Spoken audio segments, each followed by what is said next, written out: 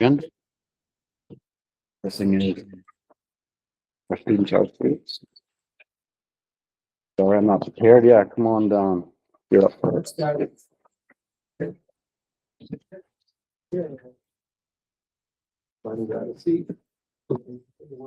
Three guys. There you go, guys. Good evening. Thanks for having us. We have Ms. McCann with a number of our students here tonight to talk about some recent training they've been through with the NAMI Youth Connect. Good evening and thank you for inviting us here tonight. This summer, Sam Horgan and I met with the RCFY team, Celeste Clark and Cam Baker, to discuss some leadership and volunteer opportunities for our students. We're really hoping to head towards youth voice and agency, getting students involved. We know students learn from other students better sometimes than they learn from adults. So I'm going to hand it over to our students. If you can introduce yourself, your grades.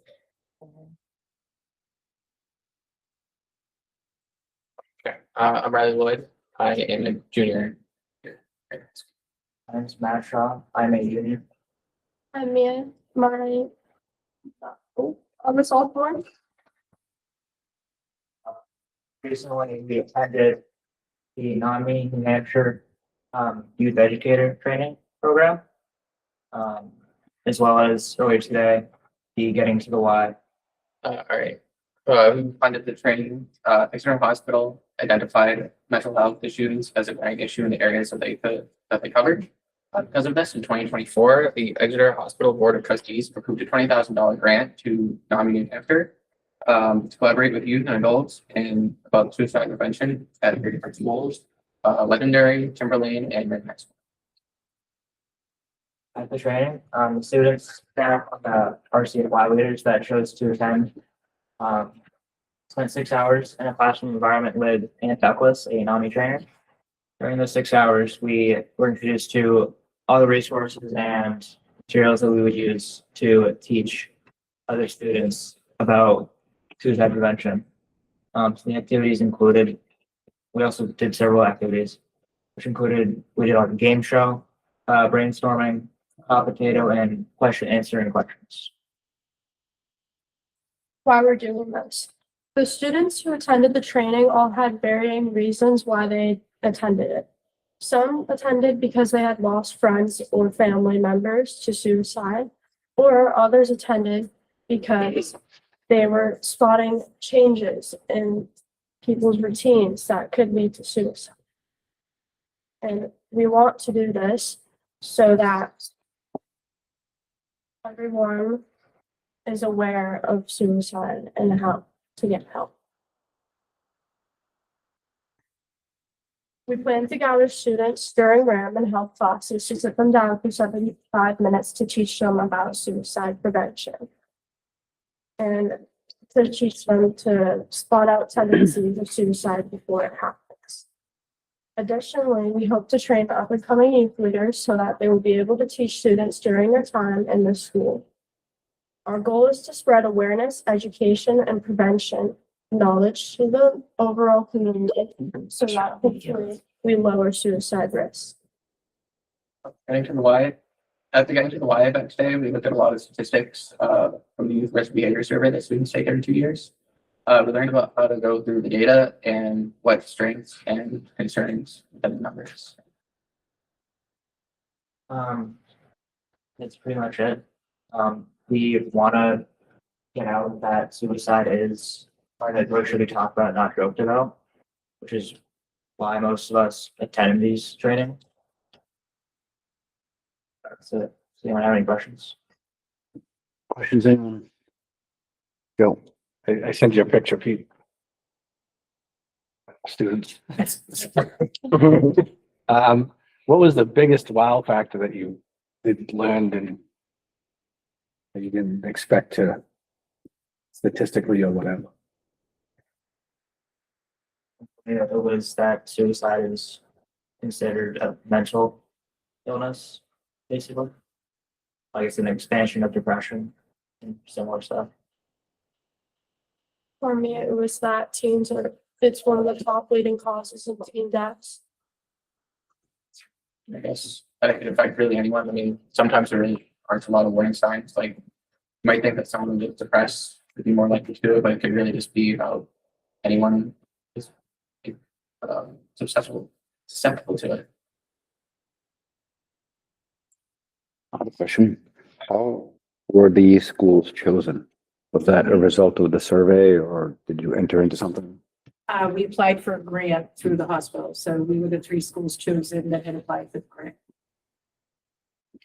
And so the students said they went through the data. What was the most concerning thing that you found in the data in the surveys?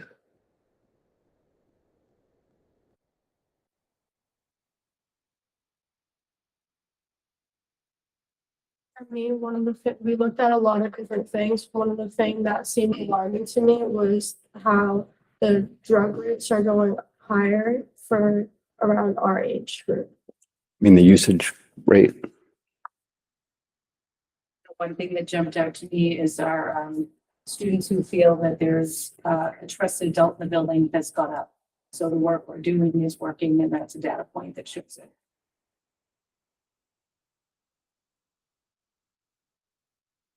Yes. What will the school be doing with, now that we've got these students trained or gotten this information, what will be doing differently?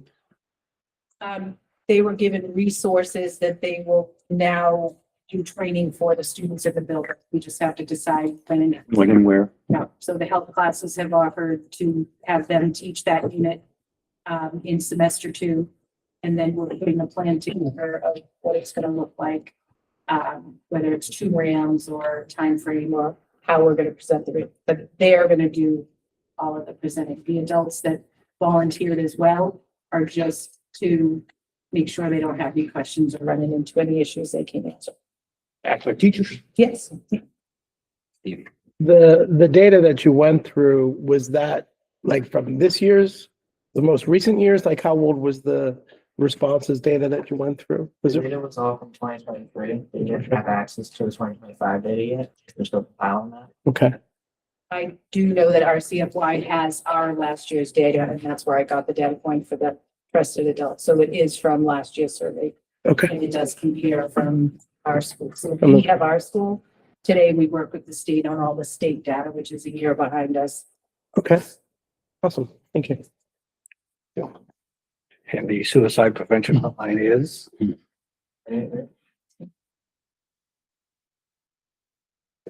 Anyone else? Oh, thank you very much. Well, nice job. Good job.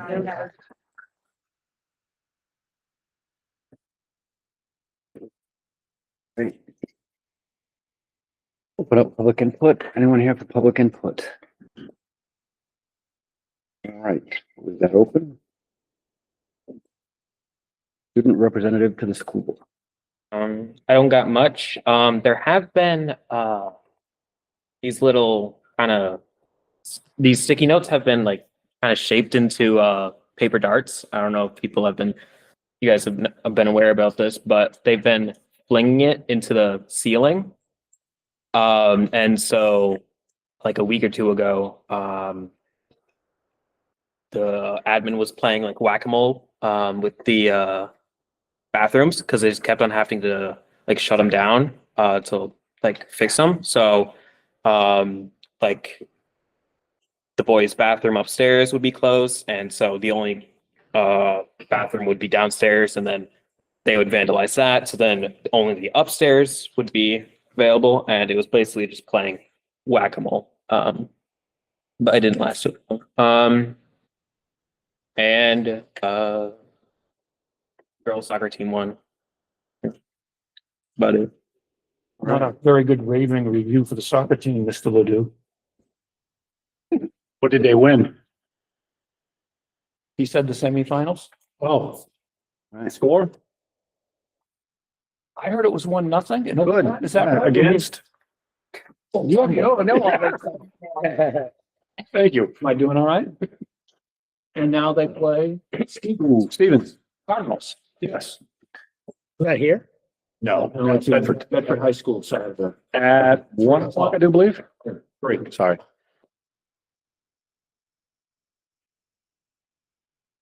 So what is the law pertaining to, I don't know. bathroom availability for students? Like, what do we have to provide by law? I couldn't tell you, but we are more than our privy when they're tearing them up to shut them down. Support body outside. Yeah, but then they have to go outside and I don't trust them to do that if they can't do it inside the building. I want to be clear too. And while this is not a Raymond thing, No, I'm sure it's a United you have to States. deal with it. Yep, that's right. It's TikTok and Yeah, I mean, challenges. unfortunately, The kids feel empowered to do the challenges and then we put things in place to make their life somewhat uncomfortable. And they realize, well, that isn't so much fun because now I have to pee really bad and I can't go 50 yards. I got to go 150 yards and I got to hustle. They make TikToks where the kids are cleaning up a building. Did you know that? Yeah. in China, Yeah, we get very many hits, John, so China, I don't talk so. very, Sure there is, but I think we could create one. Yeah. I don't know how viral, Again, like, I don't think it'd get a lot of hits unless, you know. Oh. I just get negative hits on TikTok. I think we could pull that off. Is Ethan gonna be the one volunteering to clean it up? Well, I wasn't the one doing it, so. sort of all the bathrooms got the same ceilings like this. I mean, just today, I think and like just today, some people were doing it and Mr. Lemoyne like talked to them. So so they like put them down. But yeah, just today, I mean, it was right over there. So they were just tearing tiles. Shoot those little arrows. Sticky note. I've never like actually seen them do it, but it's like just sticking up there and so. I need to learn more about these arrows. Footballs and playing I'm trying to think, how would you even make it? Oh my God, what? How do you sticky- propel it? Well, again, they learn how to do it on TikTok. It's an origami, I'm sure, if that's the appropriate word. I can't. Do you shoot it with an elastic? How does this work? I'm pretty sure. Blow dart? I remember the- Roll it up? I think so. So they just throw it like throwing stars made out of paper into the ceiling? I mean, because they have like I remember Like, other stuff, but not. points at the end, really. The So sticky note, you can bend it enough times to make it stick into the ceiling. I'm not. I know what I'm doing. Point in it. Yeah, I'm gonna have to figure this out. I'm sure he has all the answers. Do you have one of these that's been confiscated that I can observe? No, what's pencils? Don't say it. Well, they don't use pencils anymore, so they can't, you know. Throwing Chromebooks, quiet. You can get a Chromebook to stick in the ceiling. Done that down in the cafeteria. 15 of them just hanging out of the ceiling. Oh, goodness gracious. At the middle school, they send them down to the front office to use the bathroom and sign in. That's problematic too. Where are we at here? Safety and facilities, Mr. Ledoux, you're up. Tell us.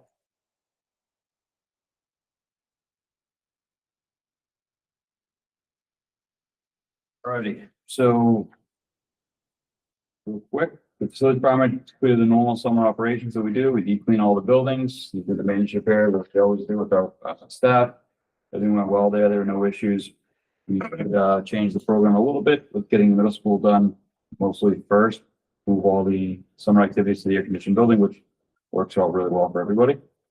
The CIP projects that typically get completed over the summer did not fully get completed this summer. We're still waiting on some stuff with the high school DRF system, which is the air conditioning spoken about. That's about 85% complete. And we'll be wrapping that up in November with these no student days. The middle school intrusion system, again, is about 80% complete, and they'll be wrapped up this month. With students in school, all the back end stuff is done. It's just the software upgrades we gotta make happen. The elementary school furniture, which was a CIP thing that went off with our paycheck, so that came in as scheduled. No issues there. The little kiddos had it ready to go in the first school. Great for them. And everyone seems to like it, which is rare around here. Everybody likes the same thing, so I'm glad about that. The energy project continues to move along. The solar field is obviously up and running. You knew that. We're just waiting on some landscaping to put that one to bed completely. We are working with Eversource, as you heard last meeting, to go over the billing, the fees, to make sure everything's correct and everything's on par for what we're expecting for payback and things like that. The high school boiler room and the biomass plants are about 99% complete. They still need to just finish the floor, which is the painting floor. And we're working with actually Austria right now, with manufacturers on a fault we keep getting that they can't quite figure out, but it is up and running and it's pretty impressive once we get it all squared away and cleaned up in there. We'll definitely have you guys in for a tour. And the side little door, which we keep talking about, it's still not here, in case you have to notice when you drive by. That is being made, we will get that hopefully very soon. The building envelope, which is the installation project, is again about 90% complete, maybe 99% complete. We're waiting on a little more at the middle school. They're doing, middle school did it in November. So lots of things happening in November, lots of things getting wrapped up, which is good. On the safety side of things, the new unification process, which we talked about, is being rolled out at the school level. We've started training on that, at each building safety team, so that's a good thing. We'll continue to work through the training using tabletops, and we'll incorporate it into the April drill that we do every year. We completed our fire inspections, as well as the first couple months of fire drills. Again, we'll have a drill in November, and we'll take off the 4 winter months for emergency response drills, and we get back to fire drills in the warmer weather. I'll begin the ALO situational training for the 4 through 12 grade levels. The council have started this, the elementary school for K to 3, which is K to 3 gets it every year. 4 to 12 is a 2-year rotation for me. All the staff also receive the ALOS training, as they always do, and the new staff got the impact training as they always do. Overall, we're still moving in the right direction. Staff retention, although it's not perfect, it's a lot better than it was. We're starting to see a lot more applications come in, a lot more qualified applicants, so that's a great thing for me, a great thing for everybody, really. We should be back to full staff pretty soon. I think that's all I have. What Ethan said is correct. They do make Post-its little stars, and they shoot them in a very unique way, and impressive what they can come up with when they want to. That's what I'm trying to figure out. Do they use an elastic? Like, So, I call them paper so wash. you just like do it like that because it's sharp enough at the end. And And show everybody. Yeah, let's, I mean, I pulled up a tutorial on how to Away do from it. yeah, let's not publicize that one. I would, yeah. Do it. Can you show us in non-public? I mean, you could access it from the school computer, so like on just how to do it, so. Can we blacklist that? It's a never ending battle after that, because they just keep on making new stuff and. Yeah, like, what do you put a ban on the word It's a paper? it's a YouTube channel. There's no way to. There's no way blacklist around. it. Well, unless you got rid of YouTube, which I know we use for other stuff, so. Yeah. I mean, Uh, that's the worst thing they're doing. Stop. Don't do that anymore. Thanks, Todd. Just flinging them at each other. Wait a second, gotta formally announce it. Yeah, no, I think, anyone, questions, anyone? We'll do it. Thank you. Set. Now he's next. Okay, so next. Light conversion. All right, so we have to explain, right? Behavioral health update. Ms. Horgan threw her back out, so she is not here today. You just can't make it. She's incapacitated. So we're moving on. LRES LED light conversion project, Mr. Ledoux. Well, So we went out to bid. We received 3 bids. Our recommendation is to go with the energy management consultants. They bid the parts and the specs that we needed. There was no money budgeted in our budget for this work. There's an incentive from Eversource priced at $29,115. If it is signed off on by the district by December 31st of this year. And Eversource basically has a municipal smart start program, which will allow us to pay for installation of energy efficiency measures over time with the savings from their electric bill. A monthly loan charge that is less than your monthly energy savings will appear on your bill until the project's costs are repaid. And Todd was lovely enough to stick around in case anybody has more specific questions. I don't think so. The estimated incentive from Eversource is 68,000. And then if we sign, like Marguerite said before, the January, the Eversource is opting for an additional 29,000. And you need to get approved with the Smart Start program across this will work. We're pretty sure we'll get approved for it, but this year we do not get approved for that program for this type of financing, and we'll move forward with the project. so in this, you're saying the incentive is up to 90,000? Okay, 60 something. One is 97, 356.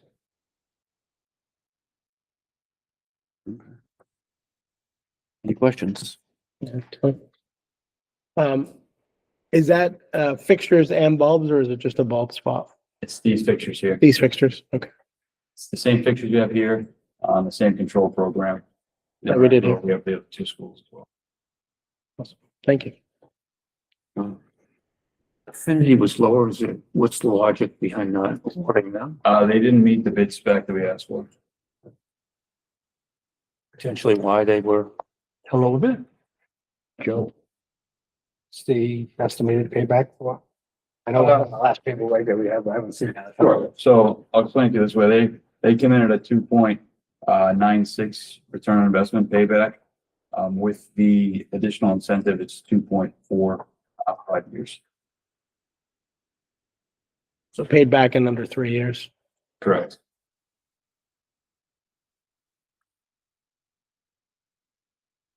Other questions? All right, so need a motion. Like a motion that we accept the energy management consultants bid for $178,000. Second by Beth, discussion. All those in favor? Aye, unanimous. Thank you very much. You know when you start? Yeah. Do you know when start is or? I do not. You get through the application process with Eversource. It seems like it's finished. Get on right away. Check it out and hopefully we'll be happening soon. We're ready to go. So Thank you. Thanks, Todd. All right. Budget for reparation follow-up. My computer's froze. Oh, you're gonna take it? I was gonna do the questions, but now I can't, because my computer's froze. I just. Good try, though. Good try. So in your packet, I have in the spreadsheet, and then you should have received all of the updated changes to the budget that we went over at the last couple of meetings. One of the things that was missed besides what we talked about was the district-wide school resource officer. Harry did come to me the day afterwards and was like, Marjorie, we forgot to put that in there. And I said, you are absolutely correct. I'm so sorry. So that is now in the budget as well. Would you like me to go over the questions, notes, comments from last week? Okay. So for the before and after school budgets, I was not aware that we needed to add $25,000 to the after school supplies. So that was done. We discussed the 3 initiatives. Technology, there were questions in regards to why the repairs budget is so much higher than what we have spent in the past 3 years. For our technology director, we have not needed to purchase as many Chromebook parts due to having multiple models with the same parts. We usually have used those lines for broken TVs, teacher laptop screens, and other Chromebook parts as needed. I do expect to need the full budgeted amount for the 26-27 school year with the newer model devices and many broken TV screens that need to be replaced over the last half of the year. It looks like we purchased TV replacements, cables, and iPad repairs out of this line over the years as well. Middle school, what is the contract for the athletic buses versus the contracted third party? Dale's contract is $36.85 per hour and $3 per mile. All trips are to be minimum of 2 hours. Any events is charging $450 a trip. First student is charging $110 per hour, and Royal Rides is charging $485 per trip. What would be the cost of a reduction of 2 teachers at the middle school? $187,538. Get back up to the buses. We take an average athletic or whatever that looks like. Is Dale's price lower than the others? Or is it comparable?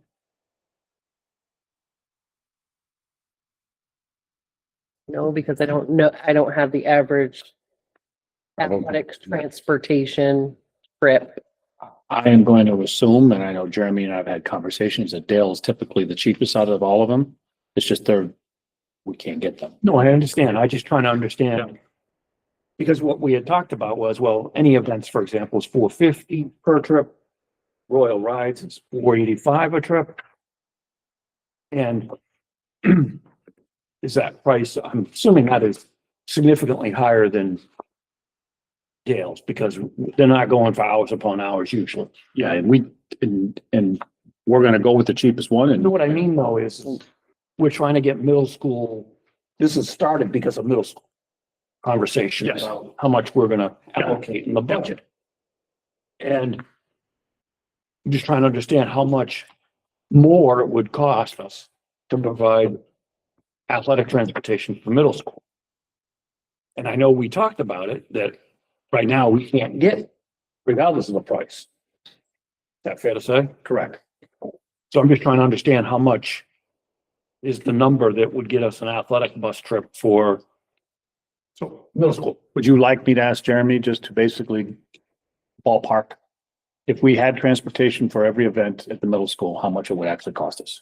Would you like that or? No, because it wouldn't be accurate in that. It wouldn't be at a price we could, that is that reasonable. Because we can't get it from Dow, which is the least, and we can't get it from any events or Royal or First Student because of all these other factors. I'm just trying to understand because how much is it gonna cost us? Because right now we've got over $10,000 budgeted for it. And my thinking is we shouldn't have much of it all there. But we discussed this and said, let's figure out, what's a number we would want to have there. And I'm just trying to get to what is a number that's reasonable so we can justify to the voters that we have money there and why. Well, So, when I had a question of, I don't know that what is it, 450 or 400 a trip? I mean, that could be cheaper than hourly if how long does a game take? Oh, And it's from the time they leave until the time they come back, right? Right, So that right. could be 5 hours, 4 hours. Yeah, Yeah, I would say at least 4 hours now. I mean, a soccer game's an hour and a half, Yeah, but with half time and stop an time. hour and a half about. Yeah, get on the bus, get off the bus, drive. that's what I was gonna say too, and I just figured it out. We took the ride out to Litchfield twice for the volleyball team, All right, right? 30 miles each way, so 60 miles total. It's about 180 for the mileage for Dale and another 185 for a 5-hour stretch. So it's about It was a three, 5-hour trip. it's an hour there, it's a couple hours at the school, it's an hour back. Well, 45 minutes. Yeah, no more than 45. Well, but I'm saying if you account for a 5-hour trip, 65. because some events might be longer than the one Right. but on average, about $365 for a trip like that for 5 hours and about 30 miles away. So that's still about $100, $90 cheaper than any events. And first student would be $550 if you just did a quick 5 hour. I guess the question would be, what's the furthest that we go? And how often does that happen? We can go with I think we're going to some of the, Keene. either the boys team or the girls team went to Berlin, soccer teams. But not middle school. Middle school's tri-county, so that's more local. I'm just saying. Yeah, but, oh yeah, Berlin, yeah. Whitefield. Yeah. White Mountains Regional. But But if for it- the middle school, it's More more. local. More I would say reason. I would almost guess Litchfield might be the hardest and furthest one to get to because there's just no easy way to get There's there. no easy way Can't to get there get there. from here. Right. Milford was not horrible, but it was, Oh, well, Milford's further than Litchfield. it's a little bit It's longer. easier to get to. Yeah, right. 101. I mean, I think the prices are within about $100 for Dale's breakdown versus the others. I think the other two, actually, I think other three are gonna be more expensive, but to your point, John, I think if we figured about 450, 500 per trip, it would just depend on how many trips we wanted to account for. So 500 a trip, Well, at that point, I mean, we could take any one of those. Would pretty right? much qualify at that logic, right? Because there was not anything over 500. No, even for a student, They at were all, 110 an hour, it would only be 550. So I mean, what do we have in the line item? 10,000? It was over 10. It was Remember what it was.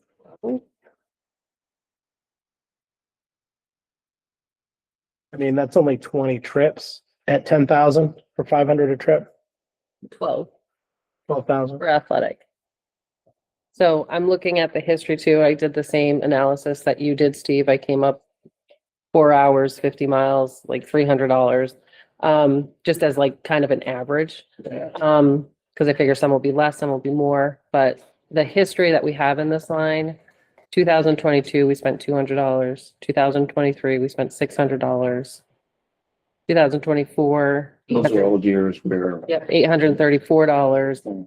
And even 25, we spent $2,800. So if you're looking to like what to kind of reduce that by, then you could use those past numbers to try to get it down to where you think is comparable. And it would be more than just putting $1 in the line. Do you know what I mean? So you would still have the money there. So in case you did get transportation. I do know that one of the biggest concerns I hear, and of course I have kids in middle school, so I hear it more probably than most, but is that the transportation for middle school sports is a problem for folks, because obviously if we don't provide it, people have to take time off work to get their kids to the games, which they're all willing to do when they can, right? But you know, some folks just can't, and everyone else tries to help out when they can, but it's always a question, but why don't we have buses? Why don't we have buses? And I try to tell people it's just because they're not available, right? It's not like we don't, but I feel like if we reduce this too far, we'll basically be telling folks, okay, we kind of give up. Yeah. Yeah, I don't want to tell folks we're giving up on middle school transportation. I don't know that we have to keep it at 12, but I wouldn't want to drop it too low either. You have to think too, it's not just our middle school that's going through this. Oh, yeah. It's gotta be the majority of them. No, You don't think so? nope. Most schools, Steve, when they show up, they come in a bus when they show up to Raymond. Most schools show up in a bus. It's Really? unique for, yep, and don't get me started because we'll get in trouble. So I'll just say that, Wow. okay? We are one of the few schools that don't have middle school transportation to sporting events. I don't think I went to track events all last year. Every other team shows up in a big, full school bus Or a charter bus. or a charter bus. Yeah, it's just, it's Yeah. frustrating that we can't find someone to do the driving because, yeah. But I mean, I don't know how many away events we have as middle school sports. I gotta think it's more than 24. Well, that seems like a lot. It is. Yeah. There are 3 seasons. Right, that's, I think, so 12 actually seems like it's already 12 low. games, 6, 12, there's 12. Whatever it is. Yeah, here we go. Yeah. It's a lot. Climb and then. What's I'm saying, at 500 a trip, it's 24 trips that we have budgeted. So theoretically, if we were providing transportation to all sporting events, which I would like us to be able to do, it would even cost us more than the 12. But I don't know how we, Even if we did it for like past a certain distance, you know what I mean? Like to try to. yeah, I mean, if they're going to Epping, do we need a bus? right, Maybe the not. Litchfields and the Milfords would be a lot. Yeah, I mean, better to have definitely need a bus. bus for that, but Yeah, I mean, do you need a bus to go to Candia? I don't think so. That's just me. The second question I had on that, because you had gone so fast. Sorry. No, that's good. The reduction for the middle school teachers, if you could just give us that information, doesn't have to be now. Separate.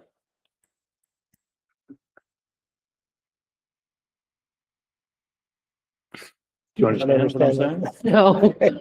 I'm We've trying got to process it. Teachers at 187. What I'm asking is, what is the price for each one? Oh, okay, gotcha.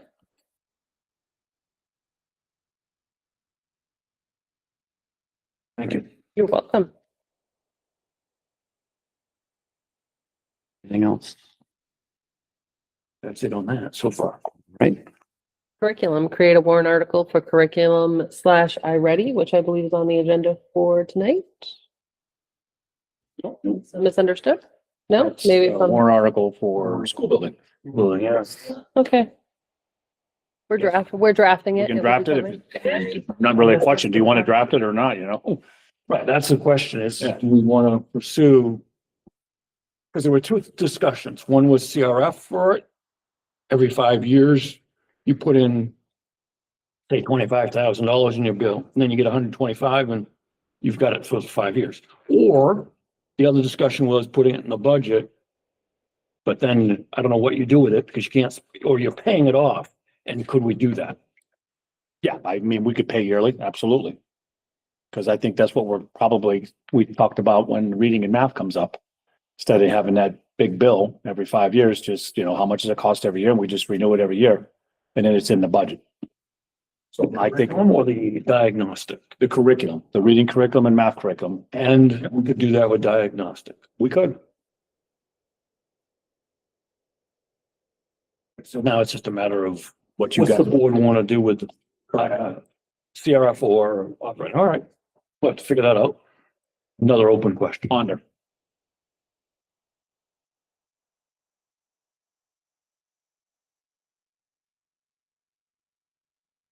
Clarification of rebates from EEI and slash the government. We're still expected to be receiving all of the rebates that EEI had proposed to us. So John. The rebates were over 900,000. Mhm. Don't remember the exact number, but, and then the payment is like 8 something.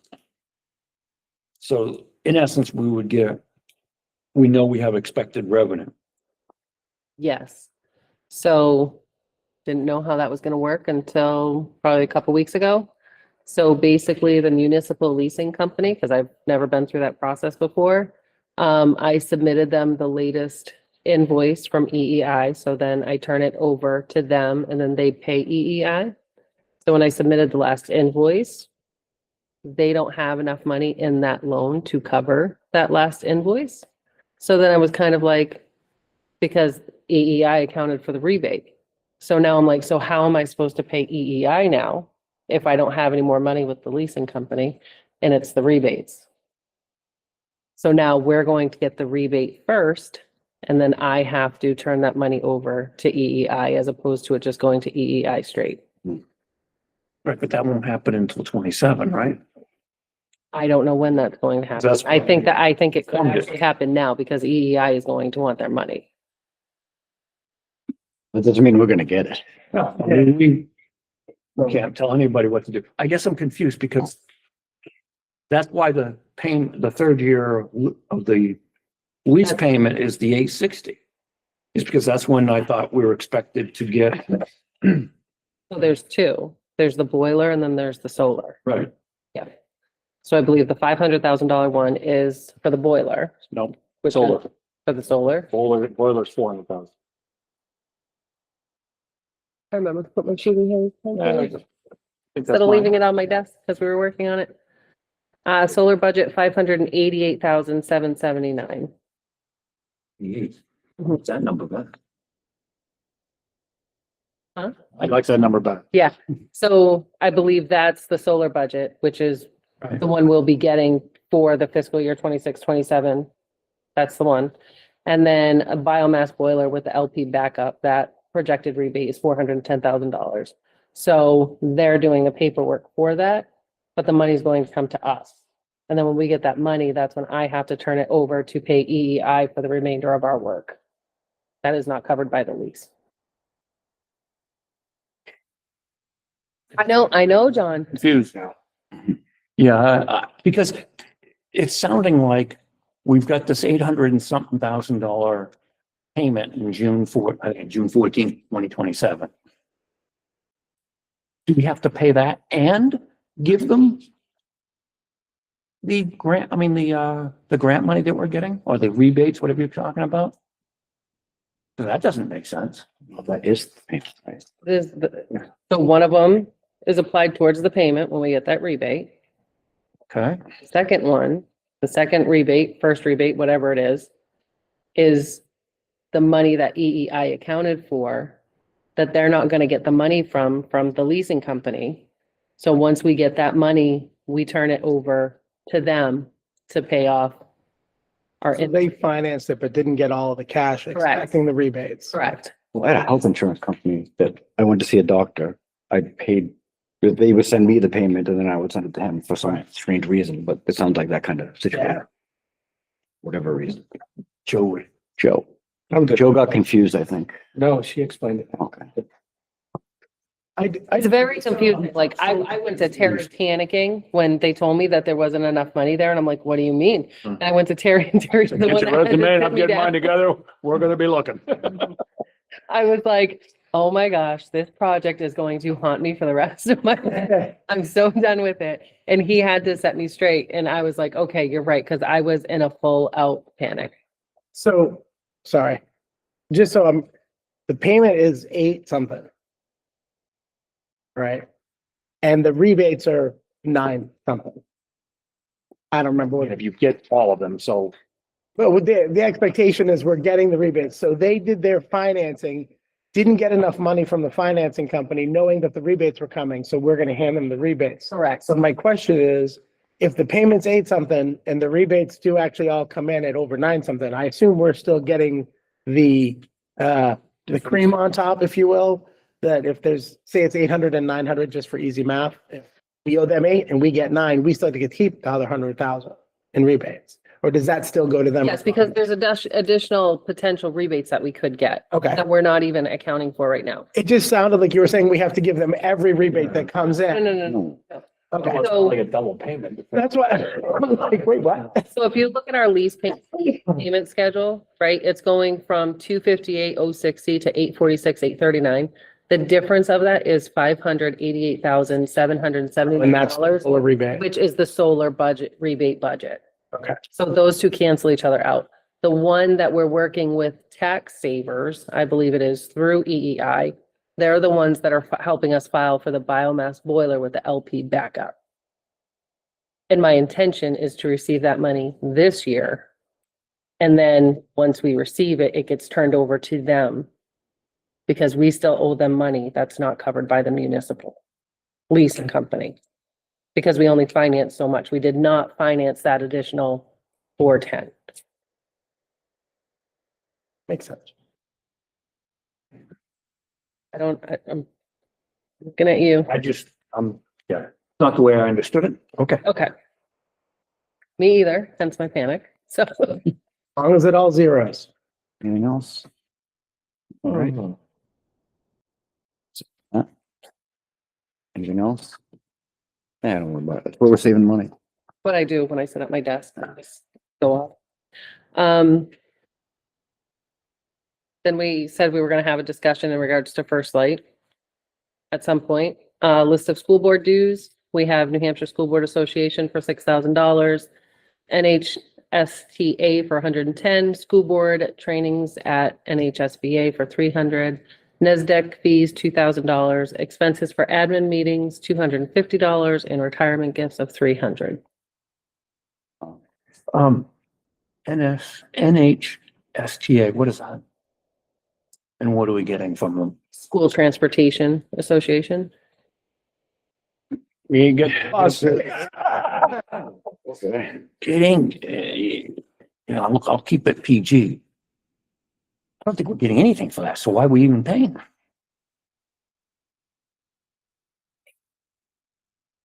Somewhere along the line, some school board decided that we continued it. Their services or the benefits of continuing that in a Friday memo? Yeah, I'd be interested. Yeah, just do follow-up information for budget stuff. What are we getting out of this, right? I mean, I know it's 110, but it's 110. I didn't know what it was. And then my next question is the school board trainings, I know that's a fee we pay so that we can take any of the New Hampshire School Board Association trainings that are under this methodology. I know there are some that aren't. Have we used the 300 before in trainings? We could find that out, whether it's worth it. Probably my first year. I remember Barrett came in. Yeah. That was been it. No, but this is just, I know, I'm just saying, this is a $300 fee that we pay so that when they send out, hey, we've got a training on right to know, whatever day, whatever time, and it's $40. But if you're a member, you get it for free because you're paying the fee up front. So if we get clarification on what that is, and then NASDAQ, whatever that is, what are we getting for $2,000? projections on enrollment. Gave those. Could we look into other sources for that? Because one, memory serves me, they're not that accurate. Yeah, I'd like to know the accuracy of that. Because if it's not, then I mean, we I can mean, I always don't, guess just as we good. used to get New Hampshire School Board Association to do it because it was done by Dean Mitchner. And he was not 100%, but it's much more accurate than what this is. So if we could, again, $2,000 is not a lot, the big scheme of things, but you get a bunch of those and Yeah, why I spend? can tell you, the enrollment's going down for a lot less than that. I'd be interested on the school board trainings too, if if the fee is it like, if once we've signed up, we can take unlimited classes from them? Not that I've taken, I mean, I did a few things the first year I joined, but I haven't done anything with them since. Yeah, you can take your classes anytime, and they have them, they used to have them in person, now they have them. You can just watch it online. Yeah, you gotta watch it, so now. They still might be, you might still be able to go in person, I don't know, but I know you can do it. Okay. Jen said New Hampshire School Board Association doesn't do projections anymore, so we have. Right, no, I understand that, that's why we're not doing them. Yep. I was just referencing. The old days. Horse and buggy. Go to the hospital every day and see how many kids were born and extrapolate. Okay. Anything else? Raymond High School, list of athletic dues. NHIAA, $15,000. Handle Access in certified cheer music, $1,500. Final Forms, $750. Sway Medical, $900. Indoor track fees, $2,700. Pete was Certified cheer music? It's probably competition or, I'm just, competition music, probably, it's some of that music something to has do with maybe. is in it. Like if my mom used to be a cheerleading coach and some of the music they play has different sound in it that, I don't know if that's the that are case. specific for that. Yeah, just I'd never heard of. My aunt used to be a cheer, like, coach, so she'd probably get mad at me for not knowing. Guessing it's something like also you just copyrighted, Yeah, right. you know. That would make Show up playing, Kendrick Lamar at the high school a gym. weekend. Did we get an answer to the helmet cost? Yep. Yeah, so But before that, Pete is to write up a list of teachers are teaching next year. You have that included. What is the average cost of a high school football helmet? The prices depend on the brand and size. Ooh, I spelled that wrong. Style of the helmet. Jeremy has heard that other schools pay for $349 to $419, and prices vary because every helmet is different and depends on what gets painted on them and usage of decals, which is a cost to the school. What is the cost per helmet from our distributor? They charge us $399 per helmet, which includes a face shield and chin strap. There are additional charges for extra large and larger.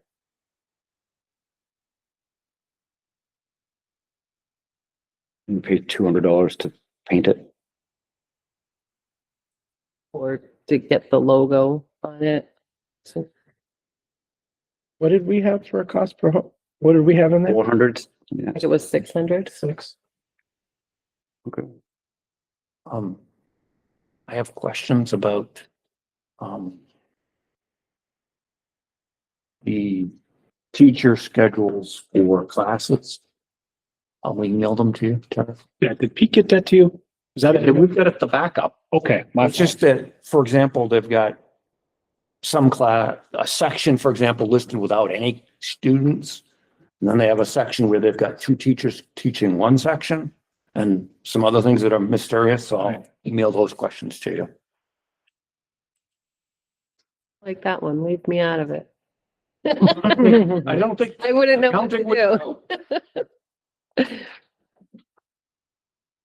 In the athletic supply line, you have the following listed: practice balls, game balls, NHIAA changed game ball requirements, med kit supplies, hats, scorebooks, mouth guards, participation awards, senior flowers, and field paint. Is there anything else that you need in this line? Those line items make up most of the 17. The 17,000 needed for this line is used up with that money as the cost of balls has gone up and med kit supplies for the trainer needs for the seasons. In your replacement equipment line, what varsity uniforms are being replaced for next year? Varsity boys soccer. so football isn't getting uniforms. Guess not. I thought they were up this year, but stand mistaken. Harry was all over that last Well, month, so. because there's been a big brouhaha over it, so yeah, Getting helmets. every year. I mean, if we only do, I'm guessing we do, shouldn't we do like a specific amount of teams every single year? Because if we do one a year, We got some really old uniforms. I don't think we do so much anymore. I think we took a hit. Now I think he's got a pretty good cycle.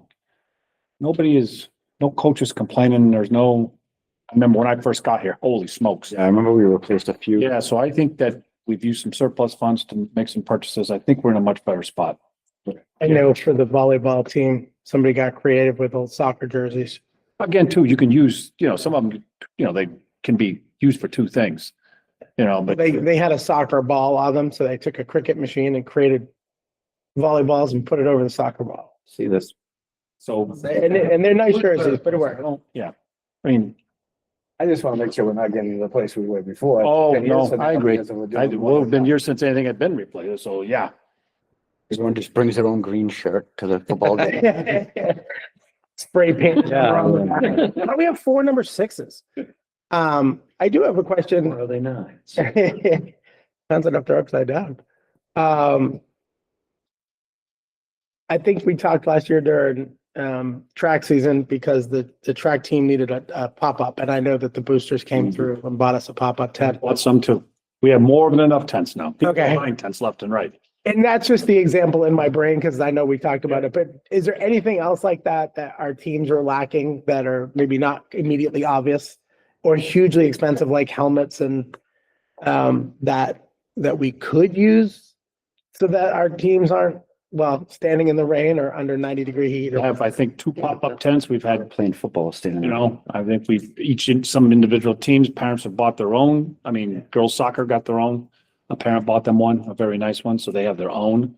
Now it's gonna become problematic of where to put them all to make sure they are stored appropriately, because that's the next thing is, storage space. I do think it's funny. I would prefer to see us have like, say, 8 that just say Raymond Rams, and then whoever needs it that day can go get one. Somebody decided they wanted girls soccer on it, so I'm not gonna say no.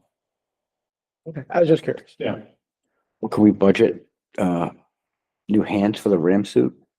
They got lost. They're trying to figure out how they got lost. Don't ask me.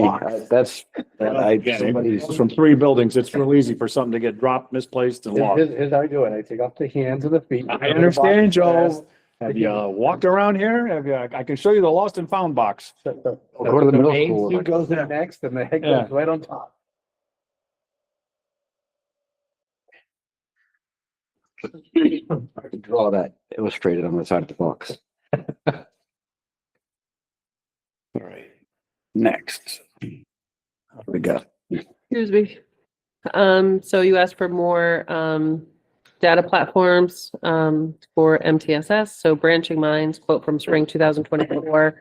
We have requested a new quote, have not received it yet. $7.60 per student plus implementation/training support and SIS integration costs. Total cost $11,816.40.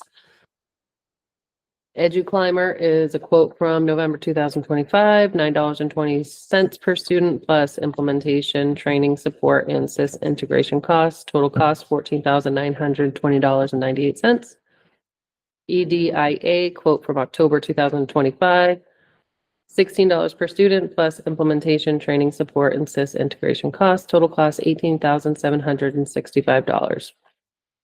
Branching Minds and EduClimber and 3 other platforms were researched in the spring of 2024 by a committee out of the Behavioral Health Advisory Team against a whole list of criteria, including usability, fit for our district, and support from the platform team by implementing/ongoing training. These 2 met the most criteria, and the team piloted Branching Minds in 2024-25 school year with some grant funds. Glitches in data integration from PowerSchool/Swiss/iReady, concerns around confidentiality and security of data entry by behavioral health, lack of training and consulting support by the platform for behavioral health related data entry challenges. The system was designed primarily for MTSSA, and resource/time needed for implementation oversight were the largest barriers to success. Platforms continue to evolve quickly with technological advancements and AI features, so EDIA is a newer example that curriculum coordinator and director of health and wellness have been looking at. However, it does not appear to meet all criteria we are looking for at this time. Data gaps that the Behavioral Health Department has identified may be solved through current platforms that we already have, such as PowerSchool, Relay Medicaid System, SNAP, Electronic Health Record, and/or more robust Google Forms/reporting systems. Question on that, John. What is the recommendation from the administration on that front? Well, mine or hers? Or I ours? don't think I have recommendations. Sorry, Terry. I struggle with this, John, for the simple fact that we have all these platforms that we're asking individuals to enter data in. Now we're gonna ask them to enter another data and I can't get the information entered because there's just not enough time in the day. So Sam and Tony, Sam and Josh and I met and I pressed them some real hard questions as to what's the benefit? How are we going to ensure that the data is entered and is it going to be accurate? And so they're struggling with that aspect too. Because I can understand there's only so many hours in a day and these people are dealing with students all day long and to ask them again to enter the Medicaid data, which they already have on their iPad, which we're trying to get reimbursed for. Now you're going to ask them to go to another app and to enter some more data when a kid is asked. So I'm like, so we have Swiss, we have PowerSchool, we have Medicaid, we have SNAP. Why aren't they all talking? They all need to talk. I can't have 5 different data entries going on. For what? Tell me that things are on fire? I can walk in and see that. There's no way to export data out of one and into the other. No, they don't talk.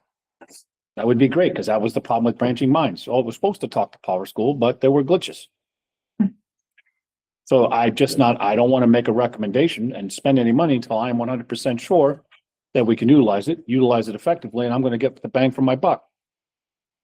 I struggle with the fact that part of the rationale is that the guidance counselor talked to this kid, the social worker talked to this kid, and a behavior specialist talked to this kid. Well, what were the conversations? What was the goal? Who should be we should be having meetings to figure that out and to say, all right, you're the point person on that. But again, in a crisis, I can't guarantee that you're going to be available. You're going to be available, but you might be available and you're the one that's going to have to go deal with that student. Well, what's all the goal? data is in 5 different places. Right. Again, if To have those people just constantly entering that data. Right, is it a data Like, entry job now? What Like, do you do then? Hire more? Where is people the- to do that? Like, it just doesn't. Where is the data that gets entered? Is it written down on a piece of paper or is it literally in their brains and they're typing it in? Some of it is Swiss data at the end of the day. Sometimes the assistant principals, sometimes the behavior specialists go in and they have to enter this data into Swiss. And on top of that, they need to also enter that data into PowerSchool. Because PowerSchool is the ultimate end all be all that where we track attendance, we track suspensions, we track, notification to the parents and all that stuff. So again, I'm kind of like, okay, so why are we using Swiss? Why aren't we using PowerSchool? so what data are we not getting that we need to do this? Like, how much more data do we need? That's the struggle. I keep asking that. What more data do you want? That's what, Data. That's all we do is review data.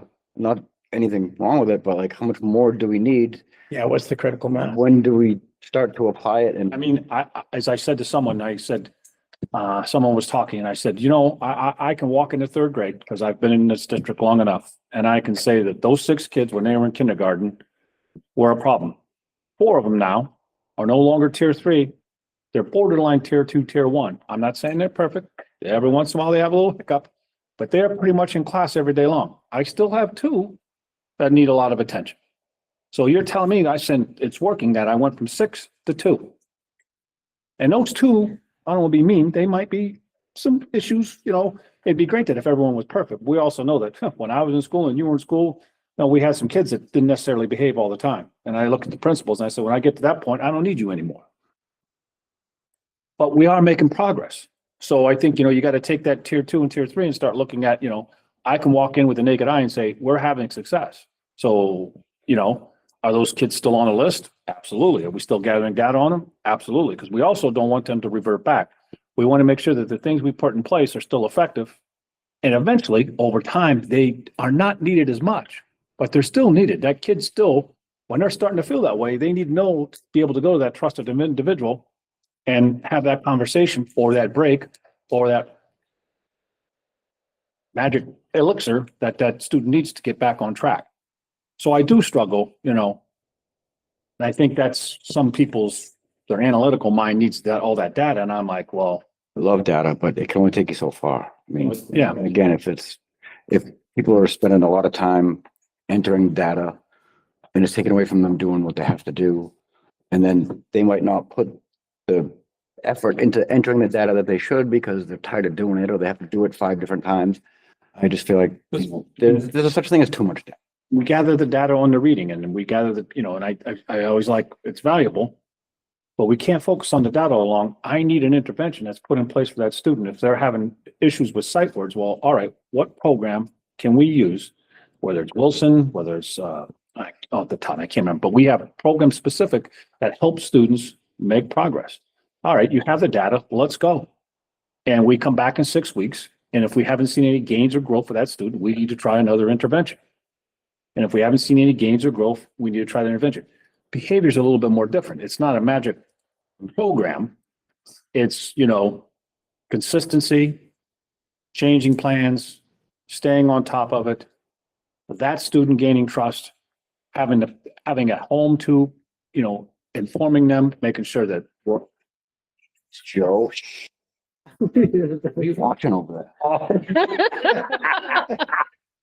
The report card, I'm looking at. Next thing, All- what's going on? All individuals are on the same page, you know? And So.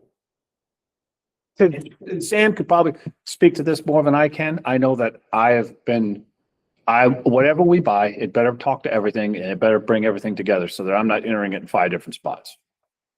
Oh, yeah. Or having to cross reference. Yep. 5.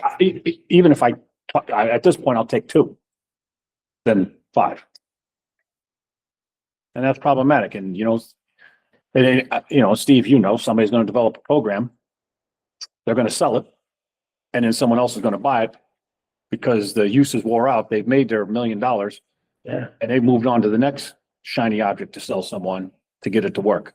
And the education business, there's a lot of that. And then you're on to 6 apps that you got to enter. I mean, Edmonton boards, all you gotta do is, in the day, we went from a smart board to, I don't know what board in between. Now we're at the, what's it? Promethean. Promethean board, to basically now we're talking a projector with 3 lights up that a kid can touch the wall and it's gonna do the same thing. We can't, you know, Yeah. some of the technology's out there, but like, well, we're gonna wait a little bit. We're gonna make our $1 million or 2, then we're gonna come out with the next big shiny object that we all have to buy. We could do it offline some other time, but I'm interested to talk about the data entry thing because I might have an idea of how to make that easier. But yeah, I mean, it sounds to me then just in this context that maybe the idea is we don't necessarily move forward with anything right now just because we don't have one that will fit the bill. Am I hearing that right? That's my opinion. I've been sharing it pretty hard with Sam and Josh. Anyone? John? Has Matt been brought in on this discussion? I don't think so, no. He's not so much, well, he's been brought in on try to bring the stuff together. Yeah, yes. Because Yeah. again, you know, we've asked Sam some questions and she says, well, I don't have that data. Yeah. And it's important data to have. I don't remember the I conversation, don't, yeah, but that's how this all started. It's, you know, she was saying, well, we just don't have the means. And it's important to have data.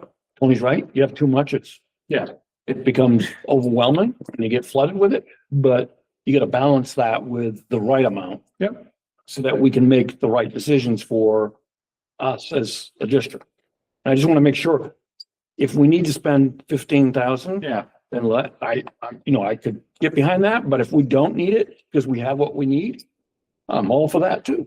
You know, And even no matter how good it is, it doesn't help if we don't have enough time to get someone to enter all the data in where we need it. Right, but we need to get to a point where we are because that data is helpful to making data backed decisions, because that's why we have the BCBA's. Yep. Is data.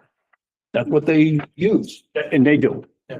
But again, yeah, they're off their own doing their thing. Until something comes along that will correlate that data and make it accessible and readable. Yep. You know, to anybody really, without having to go through 5 different things. I mean, again, is it, we just add more work to the pile.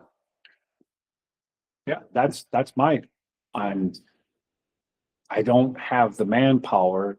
And then the main focus is collecting data and not so much, doing what we're here to do.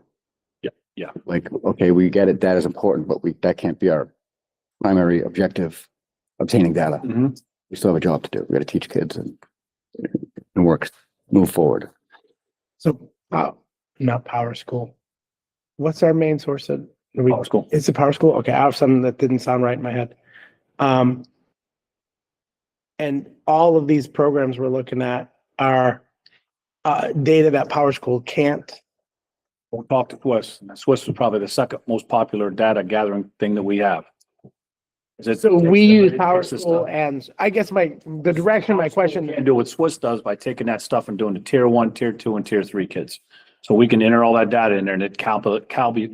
We put it into Swiss, it tells us tier 1, tier 2, tier 3. Well, I mean, essentially, right? yes. Based on data. And Yes. I mean, I know there's more to it, It but helps us identify that student. We can look at it quickly that Steve did this, and this.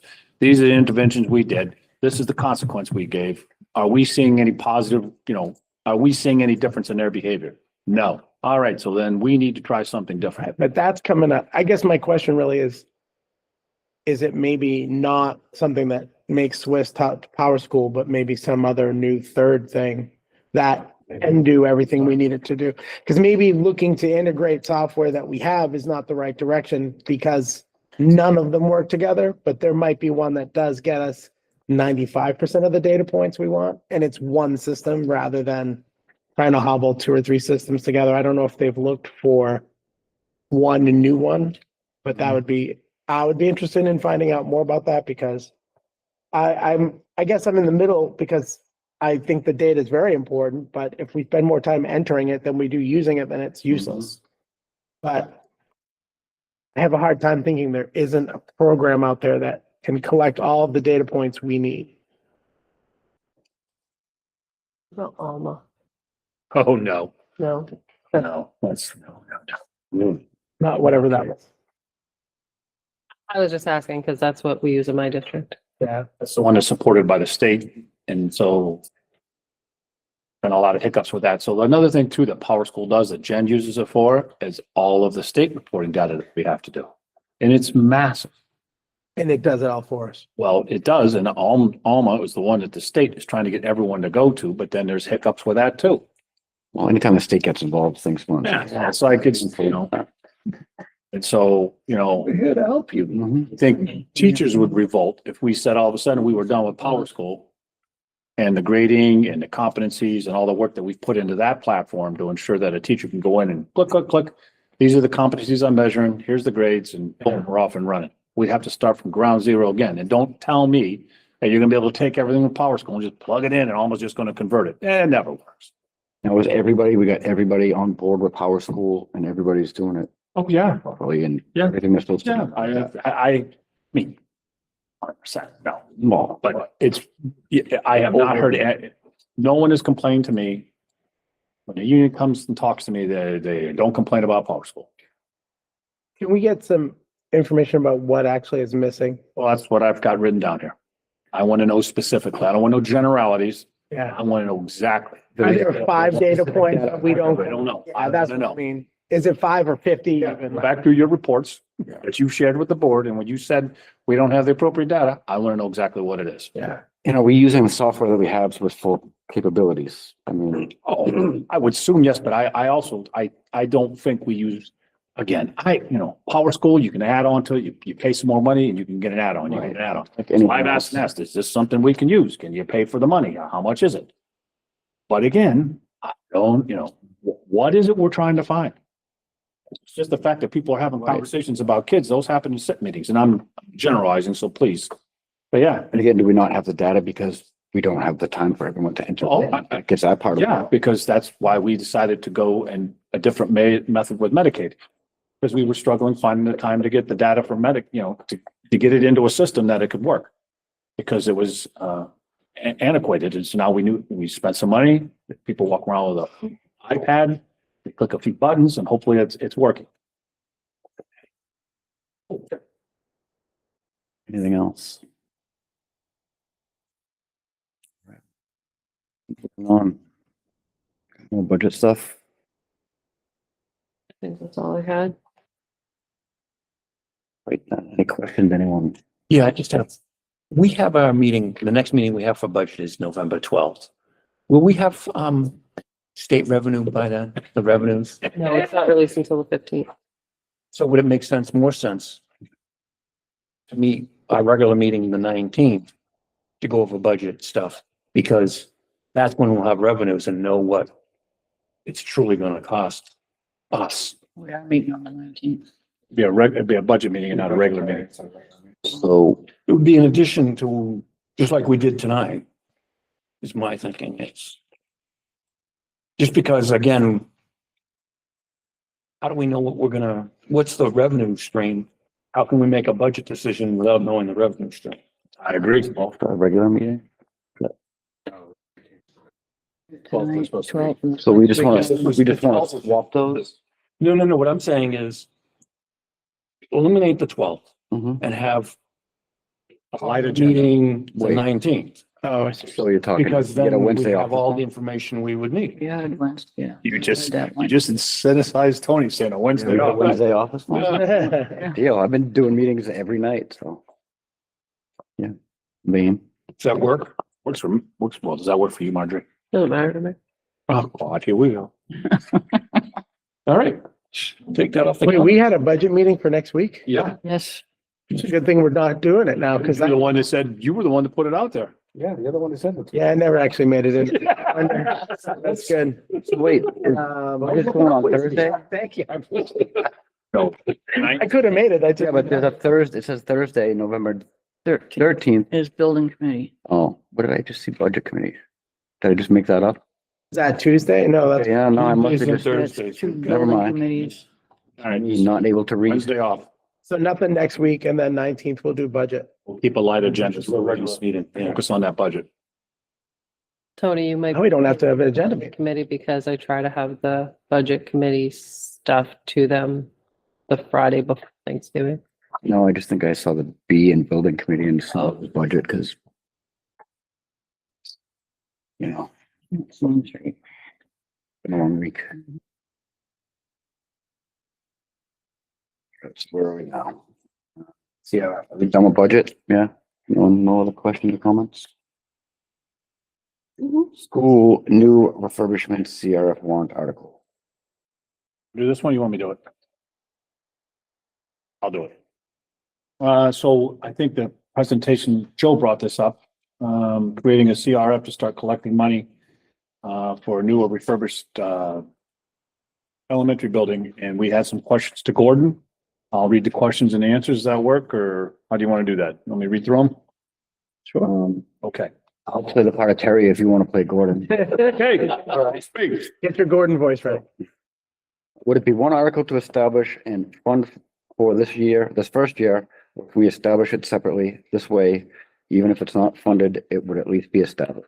An article to cover the establishment of a capital reserve fund for the design of improvements, additions, and renovations to the elementary school can be established separately from an article to fund a new capital reserve fund. It is usually more convenient, however, to establish the fund and fund it all in one article. Since the money in a fund goes to the trustees of the trust funds, they may want an amount in the fund to open the fund. Would the purpose of the fund be if the board chooses for new or refurbishment, or can it be only new or only refurbishments? Capital reserve fund must be for new construction and or additions and renovations to the elementary school.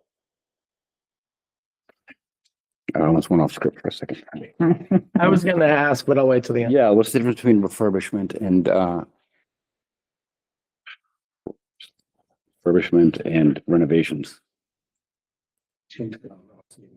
A capital reserve fund could be for new construction and or additions and renovations to the elementary school.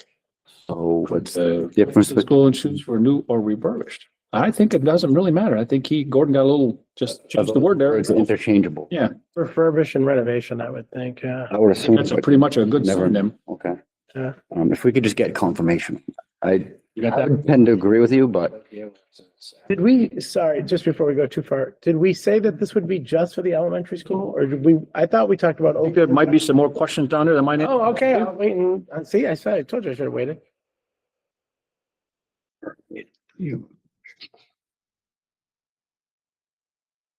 Number 3. Oh, look at that. Next question. Could the school or schools designated in the fund be, if the board chooses, just the one elementary school, or could we word it somehow to be applicable to all school buildings? A fund for new schools, renovation improvements, and additions to existing schools could be one capital reserve fund. All right. We usually have a warrant article to take a certain amount of funds.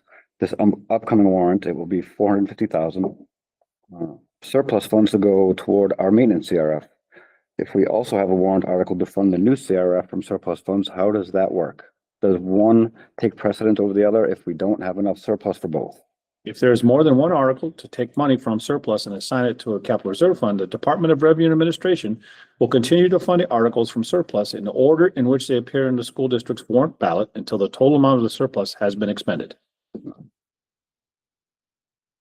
We have to set an up to amount to come from surplus, or can we use whatever surplus is left after the 450,000 transfer to maintenance CRF to fund this new warrant article? The way to use surplus when the amount is not known is to appropriate more than an anticipated amount that uses the words up to that amount from surplus.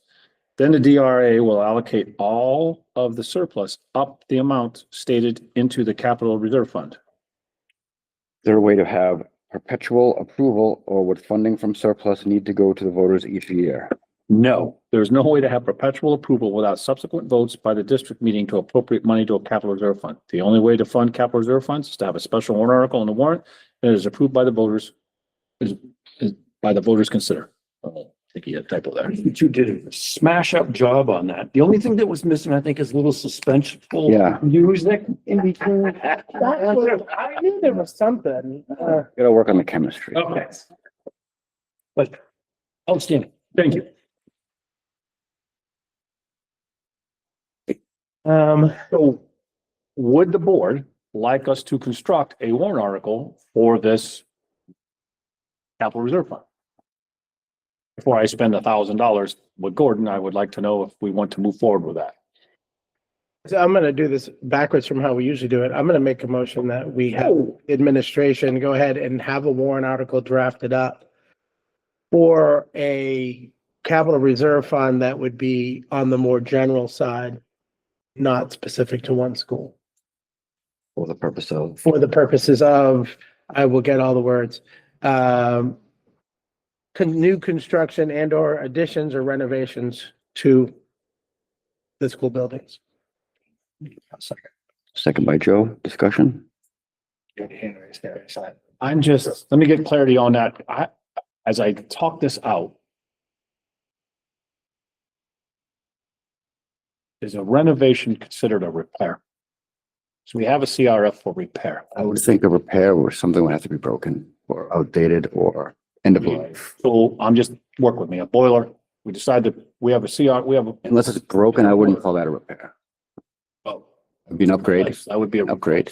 okay. Unless it broke down beyond repair. Yeah. You know, Are you thinking there's a crossover between the two?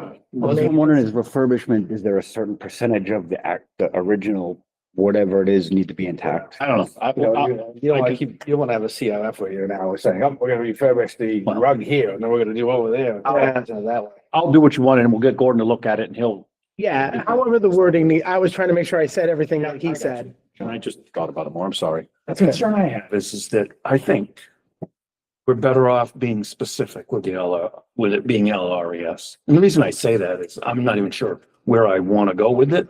But what I'm saying is people are going to question, well, then you won't put it where the money needed. You might take it and give it to a boiler at the middle school, for example. And then I think Terry's right. It then also gives us complications because we also have the existing maintenance facilities warrant article. I think if we limit it to the LRAS, then everybody understands clearly what the intent is. I think everybody would understand. They might not agree with the need to do anything at the LRAS, but at least they understand. It narrows what the we're scope doing. for sure. Yeah. But I mean, if we're gonna have to put repairs into this building potentially and not build new, we're gonna need this money. So one way or the other, it's gonna cost somebody something. We're not getting out of this for nothing. No, but and it wasn't even a concern. My only thought was, when let's go magic pie in the sky, and in 3 years, the funding from the state comes back and we've somehow put a good chunk of money into this building fund and we find out we don't need it all, but we specified it for LRES. What happens to any funding? It would have. You are not gonna put 20 million. I'm just. It would have to be. I thought, or reverse, Terry, what about this? We put, say, let's say we put 450 a year over the next 3 years. We have roughly 1.35 million in an account specifically for LRES, and our voters continuously vote against it. So you'd have. Now we only have money for a building that we're being told we can't build. What happens to the money at that point? You can repurpose it by vote. Right, yeah, you have So to vote to anything repurpose that by- warrant, that CRF So we would to have- general school repair, whatever you We would want to have make go it. back Or a bus fund, which I think we should consider. Hypothetically Yeah, speaking. you know, like, we're really talking here. Bring up a bus fund. No, No, okay, that was my concern. I didn't want us to put money. No, it in doesn't one just article get that can't tied up used. forever, no. Yeah, and they could vote no, and then it gets tied up, but it has to be by vote. And you can be back into the maintenance, for example, the Right. existing one today. Or change that fund to be all schools, or change it to high school, or whatever school, whatever you want to do. I like bus fund, but that's just. I can, we'll have to do that at another time. I would amend that then, to be specific to the elementary school. I think the specificity for the voters will help because we already have enough people thinking we're doing things we shouldn't. So I would rather be as specific as possible. That I just didn't want to I tie. didn't want to explicitly say that. No, I don't mind saying it. People don't like me anyway. I just wanted to make sure that we don't put ourselves in a corner with taxpayer money where we can't use it. I don't know how long it would take to revote if we could do something special, but if it came to a point A where we year. had money, Take a year. does it take? Well, you you can- can wait the next Yeah, year. or a special. There's no, could we create a special? It would cost too much money for a special. Do a special meeting. election. No, yeah, Yeah. no, it wouldn't be worth it. I will, second. Any further discussion? How much money are we putting in? If any? So here's another question that I'm not, and I guess, I don't know if this is, Terry's doing funny stuff. If we put it in, for, let's say we put in 25,000 in the first year just to open it, does that limit us to only 25 every year that we put it back on the warrant? Or can we say, For example, we set up the, maintenance one where we put in, from the fund balance. yeah, And I think we started at 75. And then one year we moved it up to 400. And the voter support. so it would be the same as we've been doing with the other CRFs, Yeah, basically. we Every can- year we can each year. change it. Because it's a different article. Like I think we started at 35 and then. we went to Whatever. 45 and then 50, and then we jumped up then we did a really big jump. Yeah, there's what, like 2020, I think we went. Region. I want to make sure it gets created, so I don't want to go crazy, but It'll be up to, just like the other one article. Okay. If it's second, we just put an asterisk saying anything. You know, yeah, because the other one is at 450 now, right? So if we have 5, then it only gets 50. And if we have 4, it gets nothing. Something else with the signs and order. For me, the priority is the maintenance one, the general for everything that we've got, but that's me. I agree with that. I think that has to stay first. All right, so are we ready to vote? Do we need to put a number in it before we vote? I think we can figure that out once Okay. we know more about where we're at, I Yeah, think. as long as we I don't don't. want need to put a it. number on it today, I don't think, do we? Is that necessary? Did we get a second? You can ask. Yes. Yeah, Joe seconded. Joe was okay with the amendment to it too. Is it necessary to put a number on it today, or can we? Just give me a little bit working on it. and then- Yeah, for the language, okay. Yeah. All those in favor? Aye. Opposed? Nobody? Right. Moving on. Putting this on the big screen. I think it came out great. I already played some of it, I mean. I know. yeah, that's what. Oh, is that what that's what came I was on? I was like, what the heck? Well, I am gonna sing Jennifer's kudos again. I think, Steve, you actually made the suggestion that it was more interactive, more, well, let's say engaging from last year's report. So this is our annual report. Jan shared this with me and she's extremely talented. I'm gonna try this sound. I can't guarantee that you're gonna be able to hear it from this, but We already heard it from Joe, yeah, Joe can play his. here's our annual report. Here's our annual, there we go.